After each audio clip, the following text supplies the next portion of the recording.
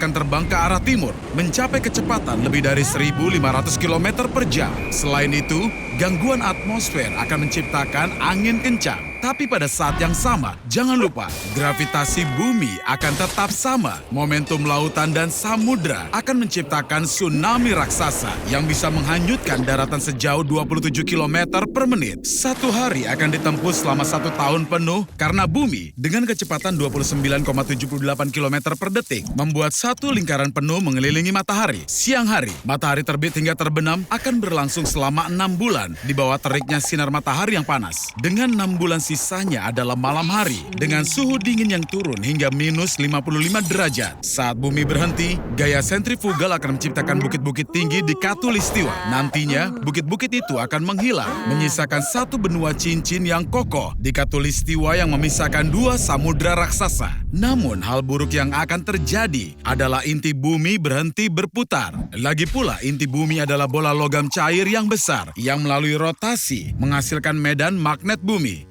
Medan magnet melindungi planet ini dari radiasi. Jadi mulai sekarang, berada di permukaannya sangat berbahaya. Arnold, oh astaga, kamu seperti seekor tardigrada yang coba bertahan dari bencana. Kamu harus mencari tempat berlindung. Aku sarankan pindah ke daerah Khatulistiwa yang paling aman.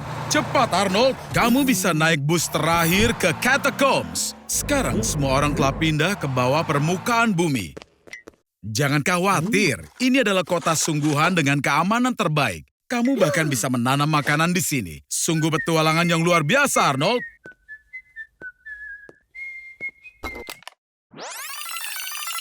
Agaknya bahkan suhu normal matahari tidak cukup untuk memanggang Pangalactic Gargle Bangers mereka yang terkenal itu.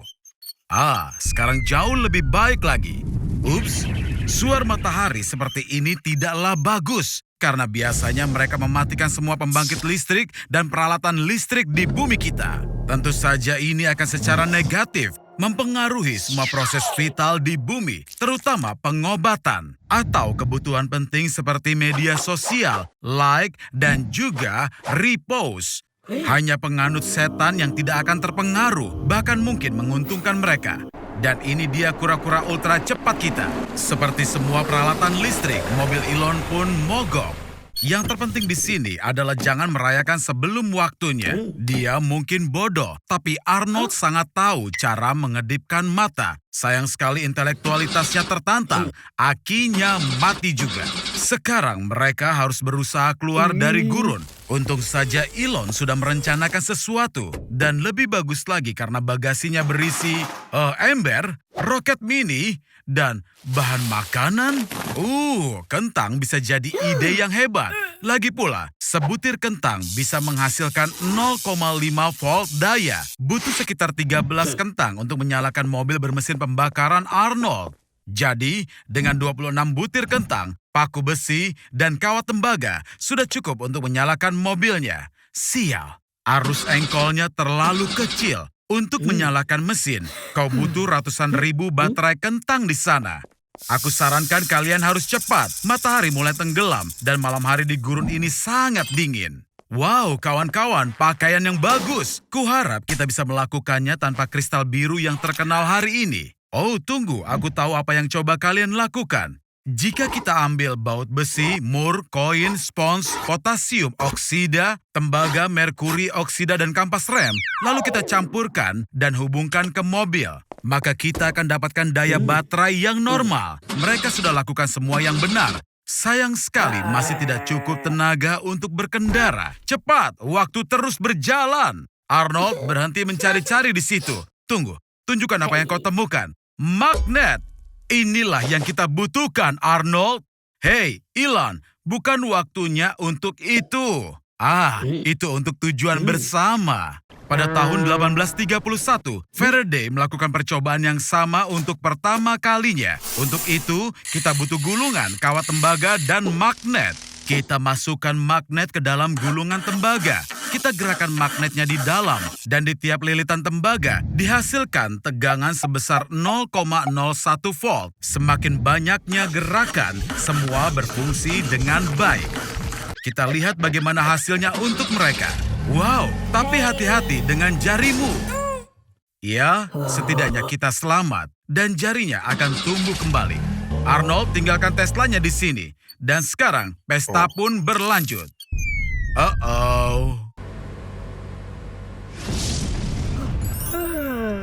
Jadi sekarang sesi menonton acara jelek TV sore lagi. Jadi ada apa ini? Sekarang Elon Musk meluncurkan roket baru ke luar angkasa. Dan luar angkasa membalas meluncurkan meteor ke Elon Musk. Arnold, santai. Kau bahkan tidak tahu apa itu meteor kan?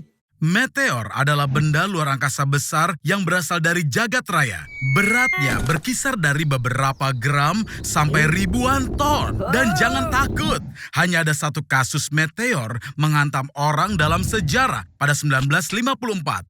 Itu pun hanya mengenai kakinya saja.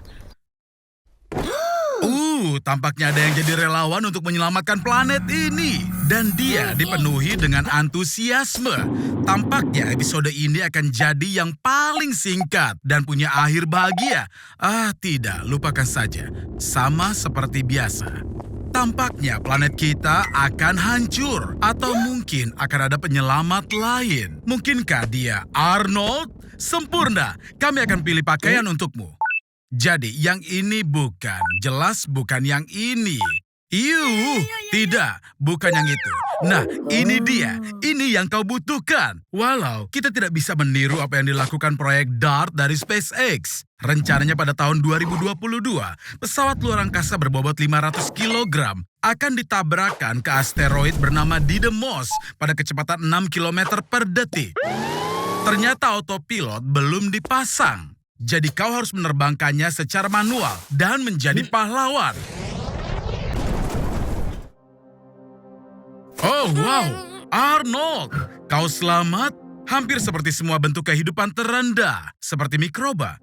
Tapi kini ada masalah kecil dengan air. Setelah meteor berdiameter 100 km menabrak bumi, gelombang kejutnya menghancurkan hampir semua kehidupan dalam radius 100.000 km persegi. Ada pelepasan belerang yang sangat banyak, dan abu serta debu dari semua kehancuran ini naik ke atmosfer lapisan atas dan menghalangi sinar matahari menembus. Kau pasti lapar. Untunglah kau menyimpan makanan luar angkasa di dalam roket. Tak ada makanan. Ini mengerikan karena tak ada makanan tersisa di bumi. Untunglah kau pakai baju luar angkasa karena suhu di luar minus 50 derajat Celcius dan kau tidak mau berjalan terlalu lama di luar sini. Awas!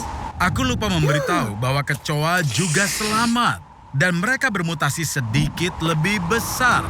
Sebaiknya kau lari menuju tanpa batas dan lebih lagi. Arnie, bangun!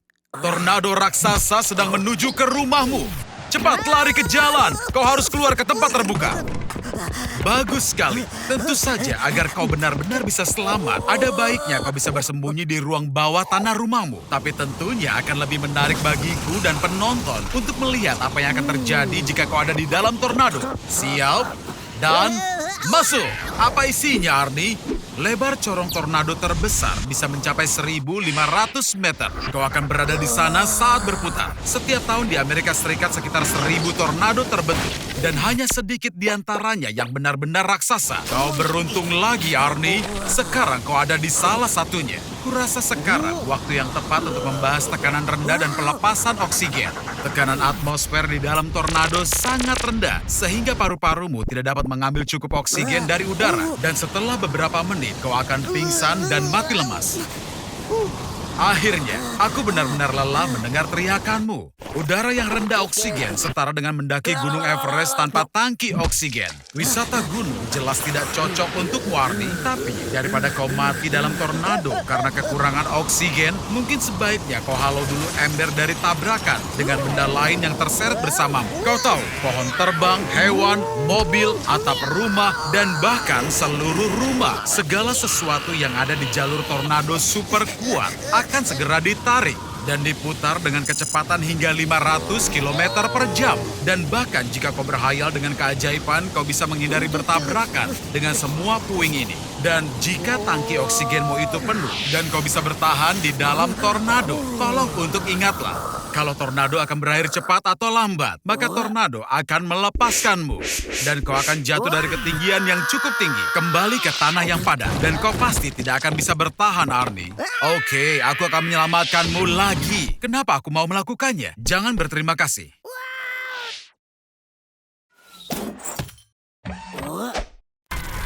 Kota dalam keadaan kacau. Dua raksasa, King Kong dan Godzilla, sedang bertarung. Selamat pagi, Arnold. Apa rencanamu hari ini? Mungkin rencana hari ini adalah berusaha untuk tidak mati. Apa kau takut, Arnold? Tapi bagaimana jika semua ini hanya hayalan? Bagaimana jika aku bilang King Kong ataupun Godzilla tidak bisa bertahan hidup di bumi? Sangat sederhana. Lihat, manusia terbesar di dunia adalah Robert Pershing Wadlow. Tingginya 2 meter 72 sentimeter. Dan dia hidup hanya selama 22 tahun. Dia mengidap penyakit yang bernama gigantisme. Dengan penyakit ini, otak melepaskan hormon pertumbuhan dalam jumlah yang sangat banyak. Karena itu, dalam proses evolusi manusia, tinggi dan berat badan normal pun ditentukan. Dan karena itu, setiap penyimpangan besar dianggap penyakit. Salah satu tekanan terbesar ada pada jantung, yang harus mengedarkan 15 liter darah dibanding ukuran normal sebanyak 5 liter. Dan biasanya, jantung tidak bisa menahan dinamika berat seperti itu dalam waktu lama. Tapi bagaimana dengan fakta bahwa ada makhluk raksasa lain di bumi seperti paus? Ya, semuanya bisa dijelaskan dengan mudah. Kepadatan air lebih tinggi dibanding kepadatan udara. Dan hampir sama dengan kepadatan manusia. Karena itu kita bisa mengambang di permukaan air garam. Artinya bahwa habitat itu sendiri mendukung berat makhluk hidup tersebut. Contohnya, paus yang nenek moyangnya pada 50 juta tahun lalu sangat mirip dengan anjing bertapal. Godzilla dan King Kong bisa sama sekali tidak ada di bumi karena gravitasi kita. Tapi kita anggap saja kita matikan gravitasi. Untuk secara ilmu pengetahuan membuat keberadaan Godzilla dan King Kong itu benar adanya. Segala hal di bumi tidak tertanam ke tanah, akan melayang ke luar angkasa. Termasuk manusia yang jika berada di ruang terbuka akan terlempar ke ruang angkasa. Dan beberapa orang beruntung yang berada di dalam ruangan masih bisa hidup untuk beberapa waktu hingga akhirnya rumah-rumah itu terangkat terbang. Dan akhirnya planet kita akan benar-benar hancur berkeping-keping. Arnold, aku tahu kau sedikit lelah dengan semua eksperimen kami. Bagaimana kalau waktu bahagia untukmu? Kami bisa mengaturnya. Ini ambil remote ini. Seperti yang kau lihat, di sini ada 3 tombol. Tekan yang pertama. Kau baru saja melakukan perjalanan waktu ke 3 miliar tahun yang lalu. Hanya ada uniselular organisme hidup selama era ini. Tidak ada rasa sakit, tidak ada penghinaan. Jadi Arnold, apa kau bahagia sekarang? Setelah dipikir-pikir, jujur saja, aku mengkhawatirkan umat manusia jika kau tiba-tiba harus jadi bapak pendiri. Bagaimana bisa jadi perubahan? Bumi, 2020, kau sekarang adalah manusia paling bahagia yang masih hidup. Hanya kau manusia yang masih hidup. Semua orang di planet ini hancur saat eksperimen materi gelap jadi kacau. Apa rencanamu, Arnold? Hei, kau mau kemana? Aku penasaran berapa lama kau bisa bertahan. Dengan tidak ada orang yang bekerja di pembangkit listrik, tidak ada lagi listrik. Dan itu berarti tidak ada pemanas, tidak ada lemari es, dan tidak ada air bersih. Mungkin kau harus mencari beberapa tip bertahan hidup di internet. Oh, tunggu. Tidak ada lagi internet di sini. Kau perlu memikirkan cara bertahan hidupmu sendiri. Air kemasan memiliki umur simpan sekitar 2 tahun dan kau dapat mensterilkan air sungai dengan alkohol yang kuat. Bagaimana dengan makanan? Satu-satunya produk makanan dengan masa simpan tidak terbatas adalah beras, susu kering, dan madu. Dan sejujurnya, sepertinya tidak mungkin kau bisa menguasai seni berburu. Untuk mendiversifikasikan dietmu, kau harus pindah ke Meksiko. Di sana lebih hangat dan kau bisa bertani. Kau juga perlu mengolah keterampilan medis agar tidak mati saat pertama kali kau memotong dirimu sendiri. Dan bahkan setelah bertahan dari semua masalah hidup dasar ini, kau harus mencoba tidak kehilangan akal sehat karena kesepian yang absolut dan terus-menerus. Wah, sepertinya kau berhasil, Arnold, sendirian. Dan semua itu tanpa orang yang memproduksi bahan makanan, membangun rumah, mengelola fasilitas pengolahan air, sensor monitor di pembangkit listrik tenaga nuklir, dan ruang stasiun kendali.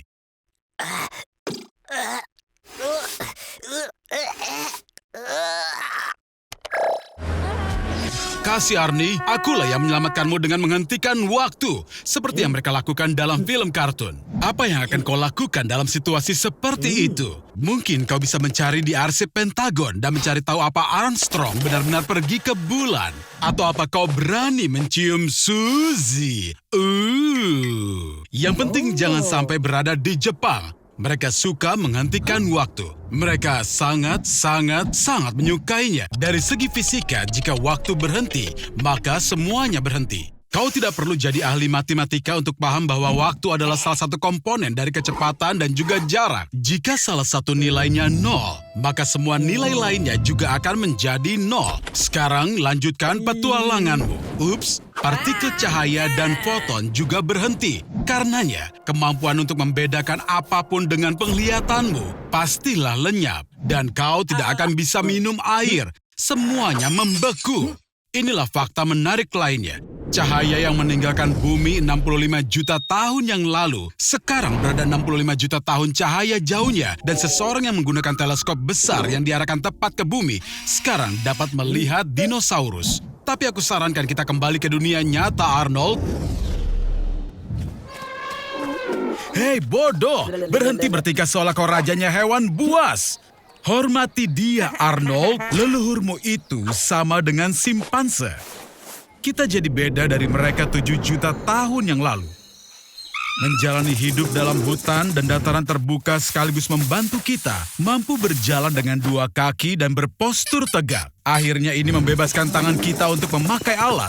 Dan aktivitas berguna lainnya seperti menjinakkan api. Memasak makanan membantu pencernaan jadi lebih baik dan lebih cepat. Yang bersama beberapa hal lain menjadikan otak kita lebih besar dan lebih cerdas. Ya Arnie, aku tahu ini sulit dipercaya, tapi gerakan evolusi masih berlangsung. Misalnya, karena mulai masak makanan sebelum dimakan, rahang kita menyusut, dan gigi bungsu berhenti tumbuh pada 20% umat manusia. Selain itu, bersamaan dengan peningkatan makanan berkualitas, tinggi rata-rata manusia meningkat 10 cm. Tapi, bobotnya juga naik. Namun, bagi manusia modern, bukan perubahan tubuh yang sangat penting, tapi teknologi. Itu memungkinkan kita bergerak sambil duduk, terbang, bahkan mengambil bir dingin tanpa beranjak dari kursi nyaman kita. Apa berikutnya? Wow, lihat! Tampaknya ilmuwan menciptakan komputer super yang bisa meramalkan masa depan. Dan dia punya pesan untuk kita. Ayo kita dengarkan. Selama 100 tahun terakhir, jumlah manusia di bumi menjadi 4 kali lipat. Di saat bersamaan, manusia menghancurkan 80% fauna hewan. Dan polusi lingkungan menyebabkan perubahan iklim yang tidak bisa diperbaiki. Karena itu di masa depan, karena pemanasan global, tubuh kita akan mulur, kulit akan jadi gelap, dan telinga akan membesar untuk membantu menghilangkan panas. Wow, Arnold, kau akan sangat mirip dengan tetanggamu Henry. Tapi faktanya selama 150.000 tahun terakhir, otak manusia menyusut 200 gram dan terus menyusut. Hidup yang lebih nyaman berujung pada ketidakaktifan dan kemerosotan. Manusia bisa kehilangan intelijensi selamanya. Jadi kamu sedang menganggur sekarang. Ayo kita main game populer yang semua orang tahu. The floor is lava. Tapi kali ini lavanya sungguhan. Ini keren kan? Inilah akibat yang ditimbulkan oleh game anak-anak ini. Yaitu bencana global. Jangan sentuh lantainya, Arnie. Suhu lava bisa mencapai 1.200 derajat Celcius. Kamu bisa bergerak menggunakan benda apapun yang terlihat. Tapi ingat, kursi akan terbakar hanya dalam waktu 3 detik. Tempat tidurmu akan lenyap dalam waktu 5 detik. Dan TV-mu akan meleleh lebih cepat dari tayangan satu iklan televisi. Ayo sekarang naik ke atap. Hei, jangan sampai jatuh. Jika badanmu jatuh ke dalam lahar, tubuhmu akan mengalami luka bakar serius yang akan menghancurkan semua ujung syaraf dan merebus lemak syapkutanmu. Tapi sisi baiknya, kamu bahkan tidak akan sempat merasakan bagaimana lava membakarmu sampai ke tulang. Ayo cerdaslah sedikit, kawan. Oh sial, dasar bodoh. Material logam sangat mudah menjadi panas. Dasar idiot. Tapi tenang saja. Walaupun jatuh, kamu tidak akan tenggelam. Lava tidak secair seperti yang terlihat. Malah sebaliknya, kepadatannya bahkan lebih tinggi daripada beton. Untuk berjalan di atas lava, kamu perlu sepatu bot asbes khusus seperti yang digunakan oleh para ahli geologi. Wow, ini semakin panas. Di suhu ini, semua air di lautan akan mendidih dan berubah menjadi panci besar sup ikan. Saatnya menyelamatkan ikan terakhir di dunia. Tapi, sebenarnya yang terburuk bukanlah lahar panasnya, tapi apa yang terjadi saat lahar sudah mendingin. Saat kehilangan suhu, lava menciptakan awan uap dan gas asam. Dan itu mengandung partikel kaca yang sangat kecil yang berbahaya bagi manusia. Tapi jangan khawatir, tidak lama lagi seluruh dunia akan berubah menjadi Kepulauan Hawaii.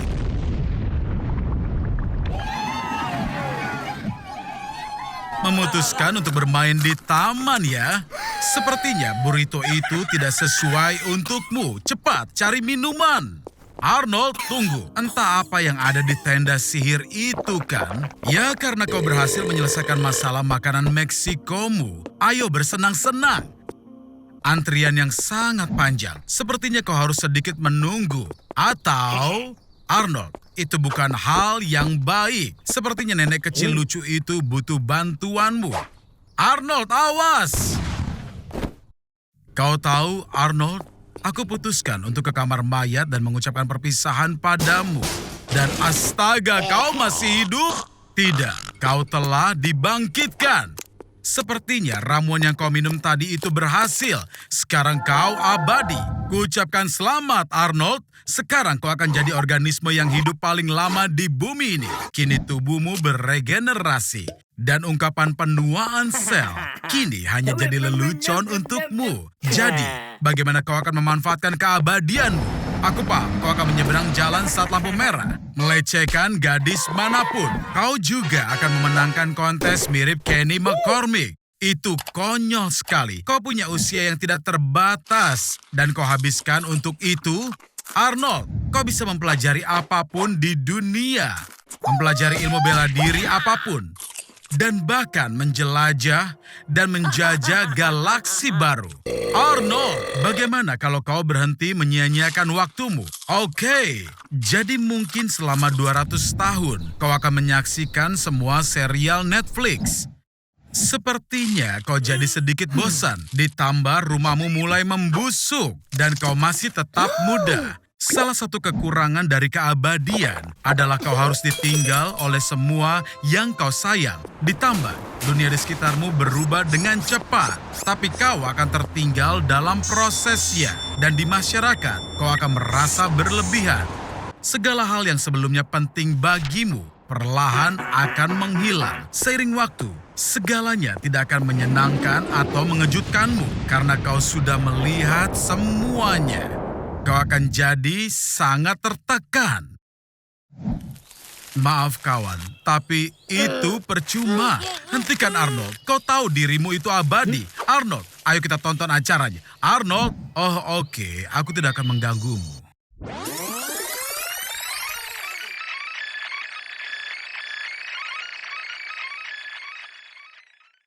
Oh Arnold, kau kembali tepat waktu. Matahari sudah sekarat dan berubah menjadi supernova. Kau mendapat tempat duduk terbaik untuk melihat kematian tata surya kita. Ucapkan selamat tinggal pada planet bumi. Wow, Arnold, aku ucapkan selamat. Kau sudah mati dan pergi ke surga. Arnold, berbarislah dan tunggu sampai Saint Peter mempersilakanmu masuk. Ini sangat keren. Hei, wow, lihat. Apa itu John Lennon? Tidak, tunggu. Bukan, dia itu Yesus. Di sini bahkan terdapat dinding lukisan Tuhan yang dibuat oleh seniman-seniman bersejarah yang hebat. Pada zaman dahulu kala, orang percaya bahwa Tuhan itu menakutkan dan haus darah. Sebagai contoh, suku Aztec selalu mengorbankan orang-orang pada dewa mereka, Huitzilopochtli, untuk menurunkan hujan. Dewa-dewa Yunani kuno mengibaratkan diri mereka sebagai manusia atau fenomena alam. Sayangnya, Arnie, di surga Kristen tidak seperti surganya Muslim. Kau tidak akan mendapatkan 72 gadis perawan. Tapi hei, lihat, di sana itu John Lennon. Atau apa itu Yesus lagi. Dan inilah dia. Dia memiliki banyak nama. Sang Pencipta, Yehova Adonai Yahweh, Tuhan. Oh, shh, dia sedang tidur. Sebaiknya jangan main-main dengan barang-barangnya, Arnie. Arnold, apa-apaan kau ini? Kau tidak boleh masuk ke sana. Ini adalah pusat kendali untuk seluruh dunia. Jangan sentuh apapun, Arnold. Oh, ini tidak bagus. Selama beberapa abad terakhir, kepercayaan agama di dunia telah menurun. Dan Tuhan, sebagai yang paling populer di dunia, memiliki banyak hater. Jangan coba-coba memerankan Tuhan, Arnold. Manusia terlalu serakah untuk peran ini. Banyak sekali contoh dari sejarah, dan semuanya berakhir dengan sangat buruk. Arnold, hentikan! Ini bukan lelucon, sobat. Bagus, sekarang semuanya menjadi kacau. Keyakinan yang fanatik selalu menyebabkan perang. Dan sekarang perang salib nuklir telah dimulai. Arnold, berhenti sebelum terlambat. Apa kau mendengarkanku? Phew, tepat pada waktunya. Hei, Tuhan, jangan salah sangka ya. Tapi terima kasih Tuhan kau di sini. Arnold, sepertinya tamat riwayatmu.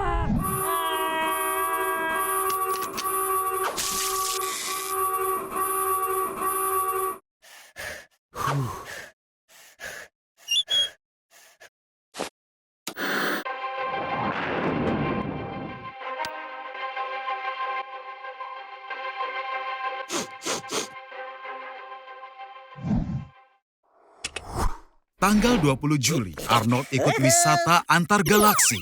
Setelah dia kembali pada tanggal 27, dia mendapati tidak ada satupun pria tersisa di bumi. Semuanya kacau. Telepon dan microwave tidak berfungsi. Uber telah digantikan oleh sepeda dan juga kereta berkuda. Bukannya cahaya lampu, tetapi lilin dinyalakan lagi di rumah. Ini semua terjadi karena semua bidang yang sebelumnya dikerjakan oleh pria sekarang telah dihentikan.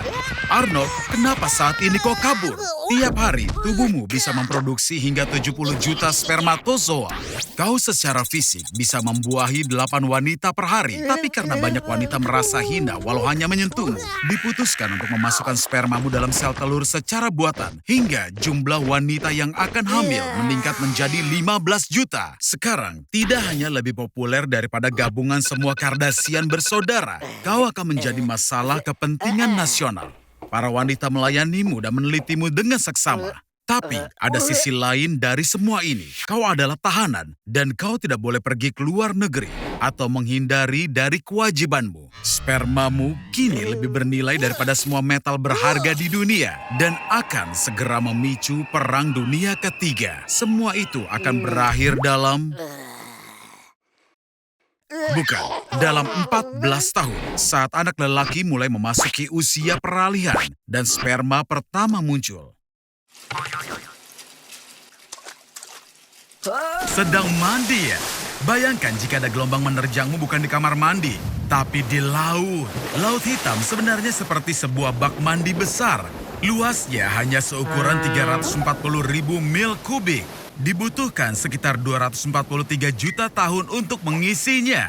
Pergerakan lempeng tektonik yang tiba-tiba bisa menimbulkan gelombang. Dasar laut menjadi naik beberapa meter, sehingga menciptakan gelombang tsunami yang mematikan. Kita sekarang berada di Portugal. Gelombang tertinggi di dunia terbentuk di sini. Mirip seekor cheetah tapi di dunia gelombang. Karena kecepatannya sudah mencapai 60 mil per jam. Seorang peselancar Hawaii berselancar di atas gelombang setinggi 79 kaki di sini. Karena itu dia masuk ke dalam Guinness Book of Record. Pernahkah kau mendengar tentang gelombang pembunuh? Ini adalah gelombang tunggal setinggi sekitar 80 hingga 100 kaki yang tidak dapat dilihat bahkan dari kapal. Gelombang ini bisa muncul tiba-tiba dan tidak terlihat. Oleh karena itu, sangat sedikit waktu untuk menyelamatkan awak kapal. Gelombang pembunuh dapat menenggelamkan kapal hanya dalam satu hantaman. Bahkan Conor McGregor akan iri dengan hantaman seperti itu. Gelombang terbesar yang pernah tercatat terbentuk pada tahun 1958 di Teluk Lituya di Alaska. Gelombang mencapai ketinggian 100 kaki dan menutupi pegunungan yang mendekati teluk. Akibatnya, semua vegetasi hingga ketinggian 1.700 kaki di atas permukaan laut hancur. Dan ini adalah ketinggian yang sama dengan 5,5 patung Liberty. Di pantai, alam akan mengisyaratkan akan datangnya tsunami. Hewan merasakan bencana datang dan mulai buru-buru ke suatu tempat atau berperilaku aneh. Burung membentuk kawanan dan terbang menjauh. Jika di darat, naik mobil, naik sepeda, lari. Minta bantuan King Kong untuk memberikanmu tumpangan. Disarankan untuk mencapai ketinggian 120 kaki di atas permukaan laut. Arnold, lebih baik kau pergi ke lantai teratas gedung Empire State. Ketinggian gedung pencakar langit tersebut adalah 102 lantai atau 922 kaki. Lift akan naik dengan kecepatan 700 kaki per menit. Jadi, kau masih punya waktu. Oh, iya, itu kalau memang mungkin. Jangan berteriak di bawah air, karena kau akan tersedak. Jaga dirimu untuk tetap sadar dengan cara apapun. Bersembunyi, mereka adalah tetangga dari bawah. Kau menenggelamkan mereka. Nah, itu dia. Aku harus pergi, dan kau akan memikirkan semuanya sendiri. Dah.